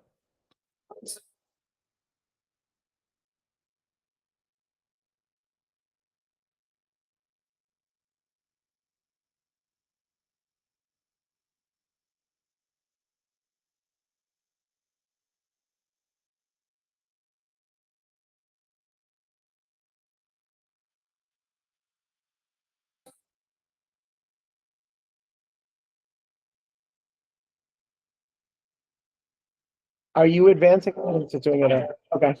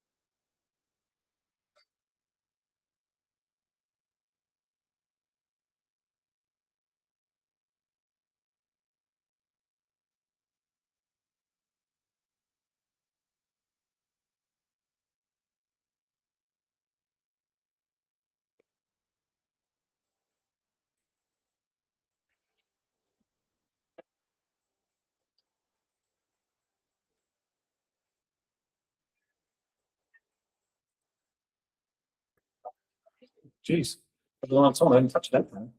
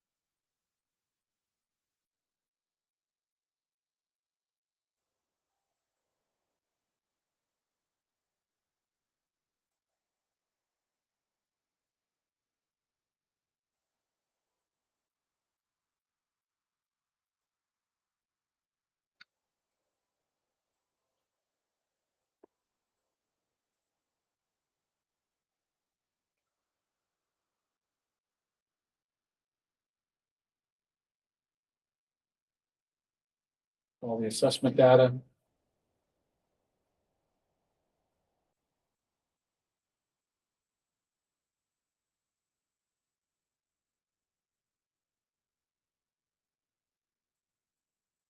Too late to page flipping sound effects. Mhm. That's it. That's awesome. So that's going in the town report, That's the no, report card to the community. Right, but we don't It's on put our that- website. we don't ever put that in the town report, Too big. put a QR code to We it. might. I mean, Yeah, link or something. I don't want to be rude, Tom, you gotta remind me that when the town report comes out, they have to have Dude, sort of thing. why not? I don't know. We get to put our own thing in the back of it, right? They don't tell us what to put in it. You'll put the put your chair report in, Terry, and the principals put in there. Yeah. Information. But we can put in anything we want. Report card community, I don't think why not? Yeah, no, I mean, As we mentioned, the music. Yeah. well, unfortunately, we can't put them, you could put a little speaker like those cards and when you open them up, the music plays. Questions or anything, you want me to go back to anything? I'll just remove the big word draft and it'll be good. Well, what you, still thinking on. Yeah. I think this is the best report card I've ever had, so. Yeah, No, I think it's easy to read. I think it's nice to follow. I do think it's more engaging. yeah, People will be more interested in. and we will have paper copies available too if someone for a paper copy as in the electronic version. Video's gonna look weird on it. Huh? You're missing half of it if you get a paper copy. I know. You did a very nice job. Yeah. Very Getting nice. to the point where she's starting to understand athletics a little bit better too. Doesn't come to Jeremy and with so many questions. Good. Yeah, take We it. have action on that one. Yeah. I'll make a motion that we accept the 2024-2025 annual report card to the community as presented. Second by Beth, discussion. Right, all those in favor? Aye. Opposed, 0. Very good, thank you. Thank you. Donation acceptance. Yes, we have $3,212.90 from the Raymond Lions Club towards student school lunch debt. The Raymond Lions Club has generally made a donation towards reducing student school lunch debt. As per policy, donations above $2,500 must be accepted by the school board. Motion to accept the donation of $3,212.90 from the Urban Lions Club to be used towards student school lunch debt and say thank you. Second. Second by Beth. Discussion. All right, those in favor? Aye. Opposed? Thank you very much. Yes, thank you. Thank you. We write them a letter or something, send them something nice, say thank you. Yes. Can we send them a lunch? Ice cream? Then that puts me more in debt, Steve. We Beyond could the offer debt. them to come to lunch. Mm. Again, We can bring them to lunch. Give them some, school lunch. Give them some school Right. lunch. well, Pizza Palooza. yeah. Yeah, just come in on a Friday. Oh, French toast sticks. Yeah, what day that is. Should be every day. All right, new revised policies. I don't want to, Joe just ran out of the room. The policy guys. Right. Okay, right here, so administrative reports. Right, I just had it. Not repaired.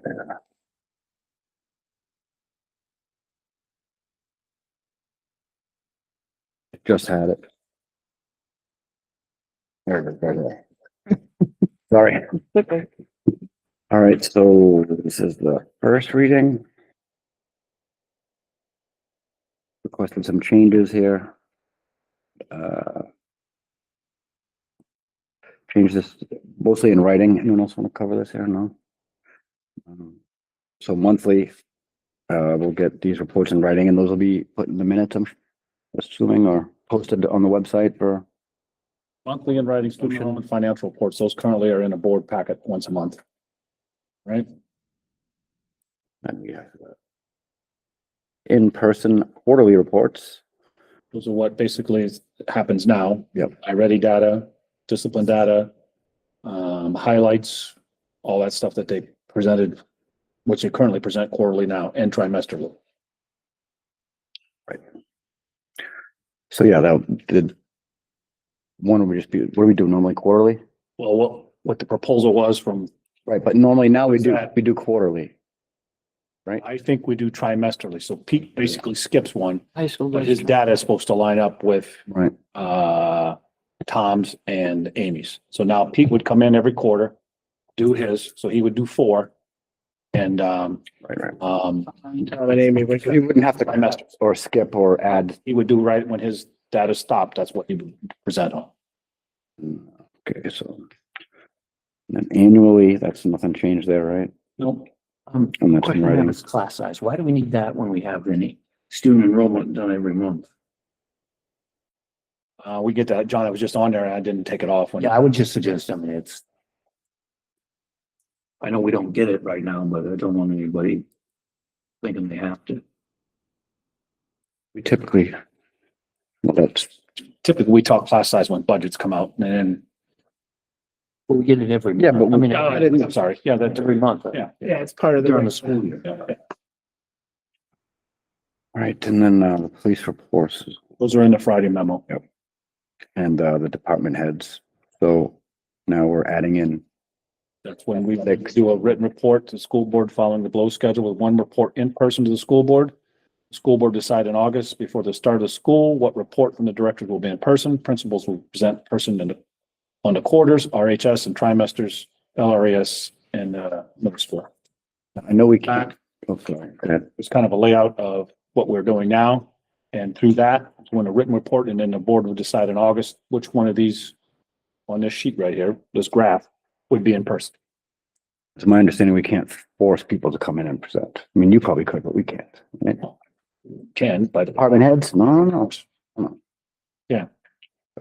I like the idea of meeting with everybody at least once a year. Yeah. Like, cause I don't know if we've ever had the athletic director come in or that, he's not on here. But we can add him if you want him. I think it's, why wouldn't we? Yeah. I mean, that's, Good to have him come it's a big part of our thing and a lot of people like to know about it. We just got him this year, right? He's 2 years now. 2 years now? He's been around a little bit. Oh, yeah, we've missed one then. We definitely should add it. Well, I've been here for 5 years now. I don't think I've ever had an athletic director, No, we can. Once a year, yeah. not for presentation. Anyone else have any questions or comments? Right. Joe, you want to take the rest of these policies? Kind of walked up, that's what. Yeah, I took my weight and come back. Tony was like, hey. When the check comes, he's gotta go to the bathroom. Policy JIC student conduct, as per New Hampshire School Board Association, JIC was revised as follows. Minor revisions to include the requirement under the revised New Hampshire minimum standards for public schools approval, the 306 rules, that the policy regarding discipline and conduct to be accessible in ADA compliant form, and that the district offer a verbal option when needed. Question? Next up, policy JLCF. As per the Hampshire School Board Association, provisions to the JLCF include minor provisions, including references to the recently overhauled New Hampshire Department of Education minimum standard found in ED 306, as well as tested in some instances, replaced links to external sources. Also included a more direct connection between the physical activity requirement of the USDA regulations in section 4 of the sample to the requirements under ED 310 and sample IMAH, daily physical activity, among other things, delegating to the Wellness Committee the purview to review and make recommendations in line with IMAH. Questions? No, but I want to go back for 1 second to JIC, if we could. Additionally, building principals shall ensure that verbal recitation of the applicable rule of conduct is available as needed. We gotta like make a recording with these rules that can be playable to students that need to be explained to, or how do we plan on doing that? Or someone has to be available to read these rules to a student if requested. Correct. So could we just make a video that She could. if we just stick it in front of a screen or an iPad? Oh. Yeah, watch this video. How many videos you want to watch? Well, I mean, how many times do we want How many videos to do you have to want sit to make? there and do this? Do it once on a video and you never have to do it again? How many policies we have? No, this, A lot of. I'm just saying. Bless you. Thank you. Not that, Yeah, I mean, it's gotta be there. I think At least there we can. when the option comes, I would probably record it, but I'm not gonna go through and start recording until somebody asks me to do one. Yeah, I'm saying. And once it happens, we'll do it. Who writes the summaries for the elementary grade levels? And do we approve those summaries? Make some videos. That's what I'm saying. Some, K-pop Demon Hunter stuff. That's what they're into now. Right? Yeah. Good answer. Put it on TikTok. I'm gonna get a lot of hits again. Well, if you hashtag K-pop Demon Hunters, everyone will watch it. Right, you good with this? I didn't mean to slow you down, Joe. You can go ahead. We'll work on that later. Maybe I'll record a video and make them available. I believe if I'm correct, we're on policy JLCK, special visitor health needs.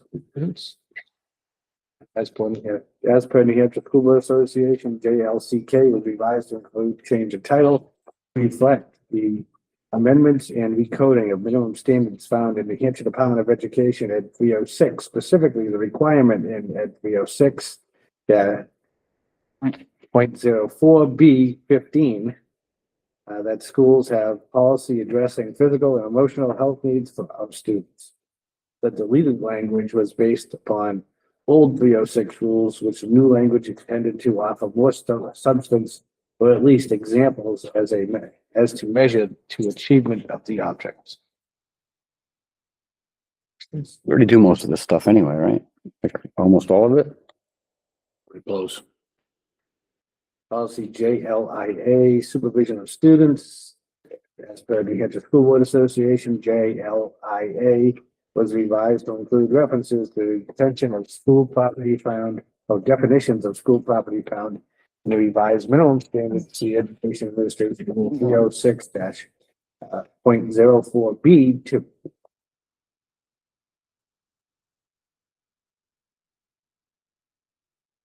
Six of those.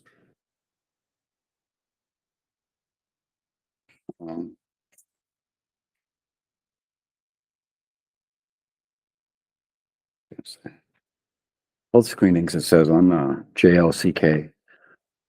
What does that entail? Like basic stuff? Like what would that? Which one are you on, Tony? JLCK, emotional and wait, no, physical health support. D, offer health screenings and referrals to medical services as available. Like, what do they mean by health screenings? Like for polio or tuberculosis? I think, again, but it's like, we do the vision checks, we do hearing checks. We used to do scoliosis, but we don't do that anymore. Those, Easy there. With the outbursts tonight. We have to put the devices away. Make me bang the table again. I'm just kidding. I think it's the typical things that we do now, yes. That makes sense. Put your hands together, bend over and see if you. Well, we don't see, Go yeah, ahead and go cough. there. None of that. Yeah, what we used to have to do. No privacy. All right, where does that put us? New revised policy, second reading. Joe, want to take care of that? Make a motion to accept policy IK, ending of high school credit. By Steve, discussion. All those in favor? Aye. Again, 4-0. Yeah. Beth is absent. Beth is out of the room. Make a motion to accept policy IKAA into disciplinary credit. I'll second. Second by Steve. Discussion. All those in favor? Aye. 4-0 again. Beth out. Make a motion to accept policy IKF, high school graduation policy. I'll second. Second by Steve. Discussion. All those in favor? Aye. 4 again. I'll make a motion to accept policy IKFA. Rescinding. Rescinding. Sorry. Did you rescind IKA? No, I No, didn't. he said accepted. You might want to redo IKAA. Yes. I missed it. I make a motion to rescind policy IKAA into disciplinary credit. That's what I'll second. Steve, discussion. All those in favor? Aye. Aye. I'll make a, Is back for that one, so that, 5-0, she's back, Jen. I'll make a motion to accept, to rescind policy IKFA, the early graduation. I'll second. second by Steve, discussion. All those in favor? Aye. It's unanimous. I'll make a motion to rescind policy IKFA dash I early graduation. Second. Second by Steve, discussion. All those in favor? Aye. I'll make a motion to accept policy IKFG career readiness and credentials. Second. Second by Steve, discussion. All those in favor? Aye. I make a motion to accept rescind policy number ILBAA high school graduation competencies. Second. Second by Steve, discussion. All those in favor? Aye. Make a motion to rescind policy IMBC alternative credit options. Second. Second by Steve, discussion. All those in favor? Aye. Make a motion to accept policy IO class sizes. Second. Second by Steve, discussion. All those in favor? Aye. Opposed? Nay. 4-1 with John opposed. And committee reports, anyone? John? Building committee met recently.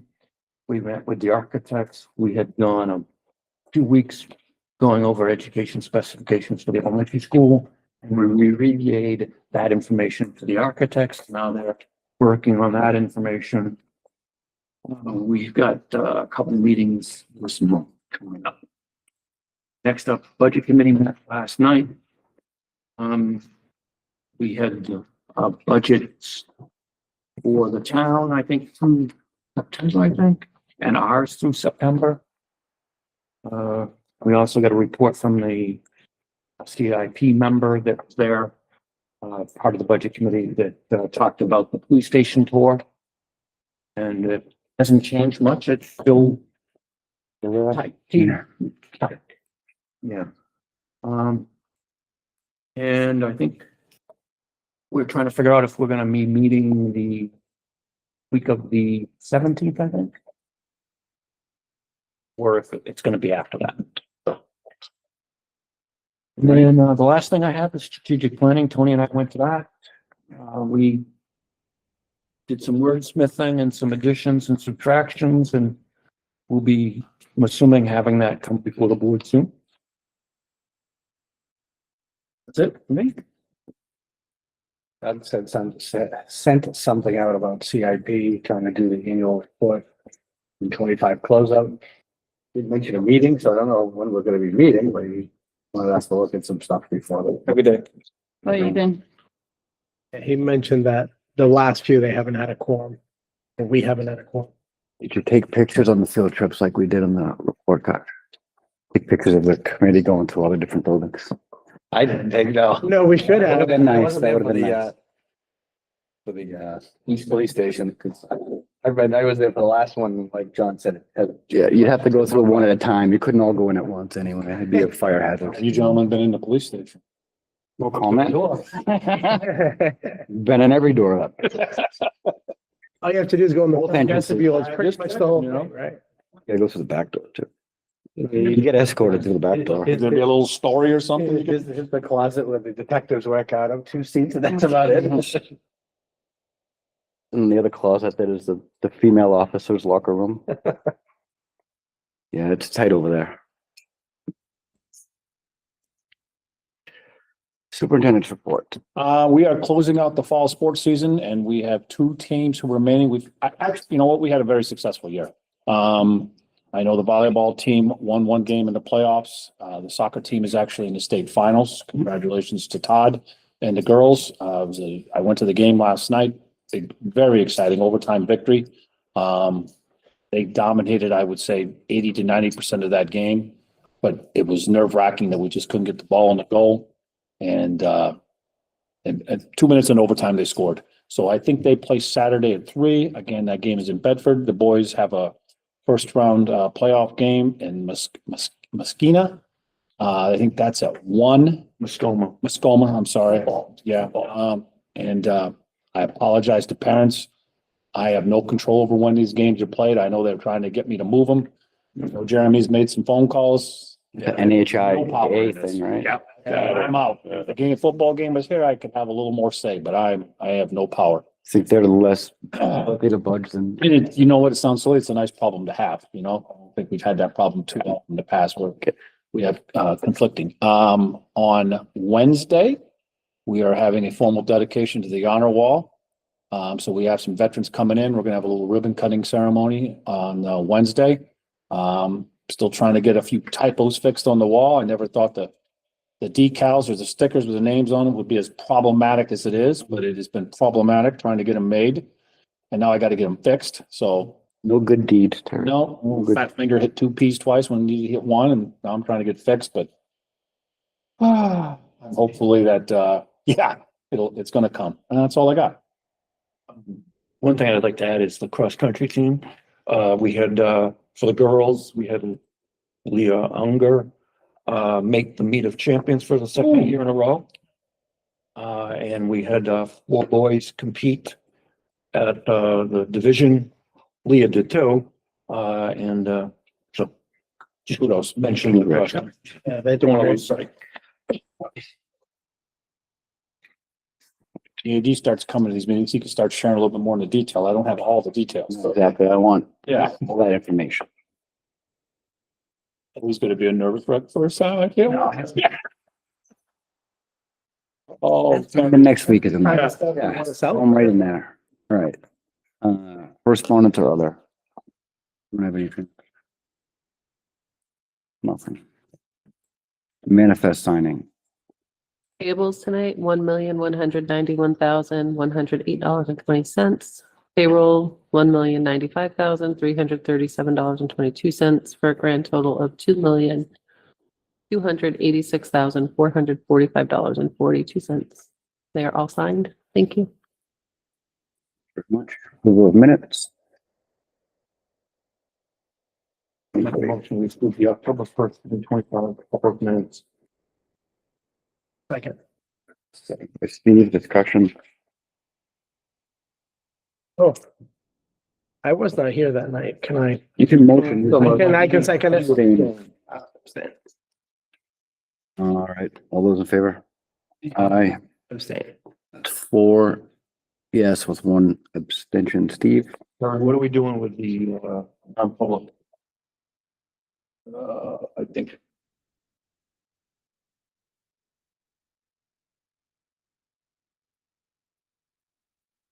I think we need to keep it confidential. It's identifiable. Yep. Yeah. All right, so I'll make a motion to approve the non-public minutes of October 1st, 2025 and keep them sealed. Second. All right, second by Joe, discussion. All those in favor? Aye. Abstain. Steve abstains.